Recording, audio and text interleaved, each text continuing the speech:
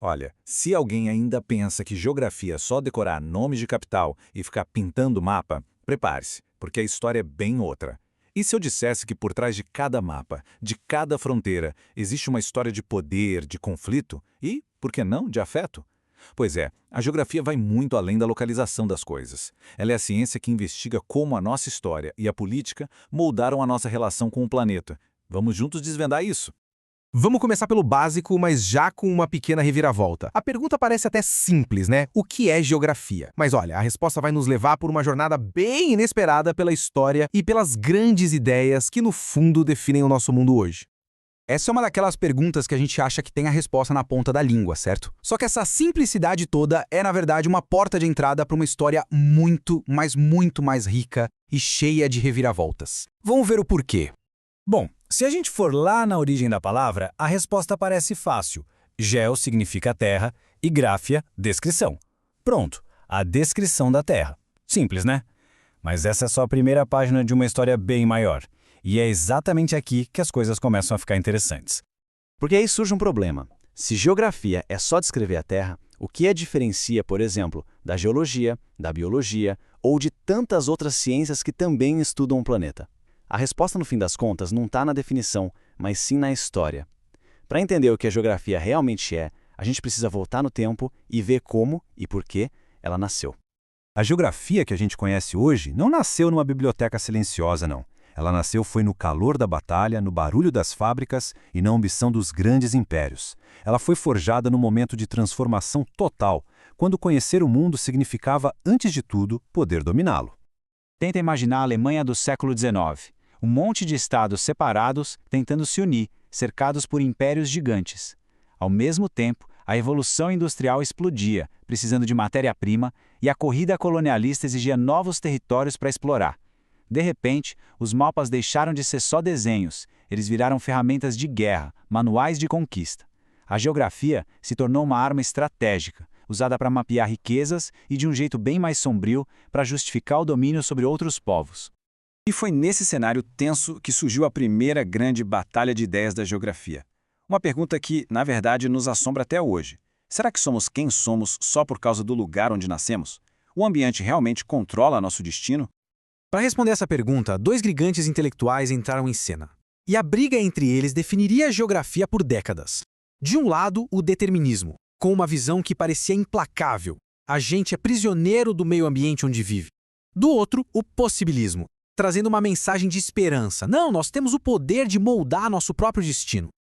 O grande nome do determinismo foi o alemão Friedrich Hatzel, e a ideia dele era radical. O clima, o relevo, eles não só influenciavam, eles determinavam o destino de uma nação. Foi ele quem criou aquele conceito bem infame de Lebensraum, ou espaço vital, dizendo que nações superiores tinham o direito natural de se expandir sobre as outras. Era basicamente a justificativa científica perfeita para as ambições imperiais da Alemanha daquela época. Mas aí, do outro lado do rio Reno, lá na França, veio a resposta. Paul Vidal de Lablache, que é o pai do possibilismo, basicamente bateu na mesa e disse: espera aí, a gente não é fantoche da natureza. Para ele, o ambiente nos dá um cardápio de possibilidades, mas é a nossa cultura, a nossa criatividade que decide o que a gente vai fazer com elas. E olha, isso não era só uma briga de ideias na universidade, não. Era uma disputa geopolítica, uma resposta francesa direta ao poder crescente da Alemanha. Mas o século XX chegou e com ele vieram guerras mundiais, revoluções e desigualdades gritantes. E aquela briga antiga entre determinismo e possibilismo já não parecia dar conta do recado. Os geógrafos começaram a perceber que não bastava só descrever o mundo, era preciso questionar o mundo. Era hora de perguntar quem realmente ganha e quem perde com a forma como a gente organiza o espaço. E foi assim que nasceu a geografia crítica. A grande sacada foi perceber que a geografia, na verdade, nunca tinha sido neutra. Ela sempre serviu aos interesses de alguém, seja de um império, seja de uma grande empresa. O novo objetivo era ousado: olhar para um mapa e ver não apenas ruas e rios, mas as relações de poder que são invisíveis. Por que será que alguns bairros têm mais parques e outros mais poluição? Quem decide onde uma nova linha de metrô vai passar? Era hora de expor o poder por trás do espaço. E no coração dessa revolução de ideias estava um gênio brasileiro, Milton Santos. Para ele, o espaço não é uma coisa morta, um palco estático. É algo vivo, uma mistura do que o passado deixou pra gente com as nossas ações e os nossos conflitos de hoje. Pensa numa cidade. Cada prédio antigo, cada avenida nova, cada praça, tudo isso é o espaço sendo refeito o tempo todo.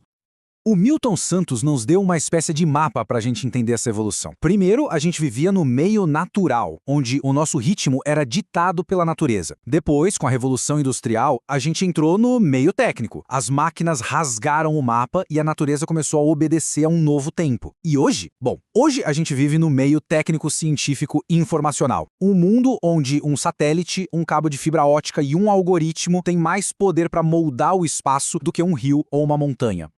Tá, mas e aí? O que a gente ganha com essa história toda? A gente ganha novas lentes, ferramentas para enxergar o mundo de uma forma que talvez nunca tenhamos visto antes.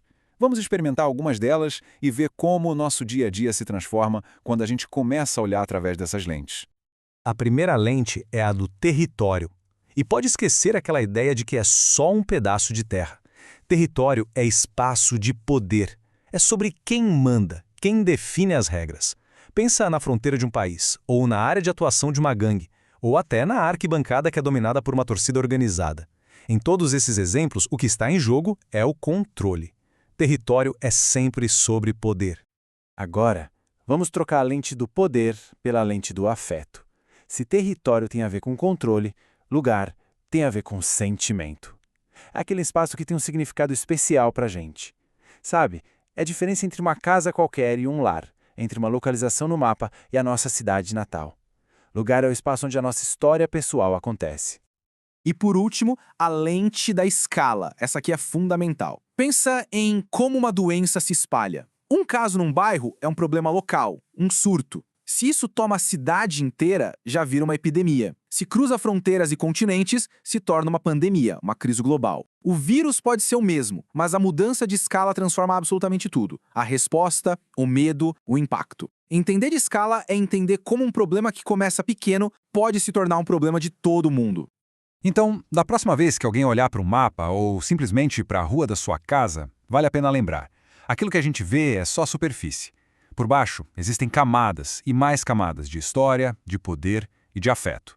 E a grande pergunta que a geografia nos deixa é, no dia a dia, quem é que define um território? E onde é que cada um de nós realmente encontra o seu lugar?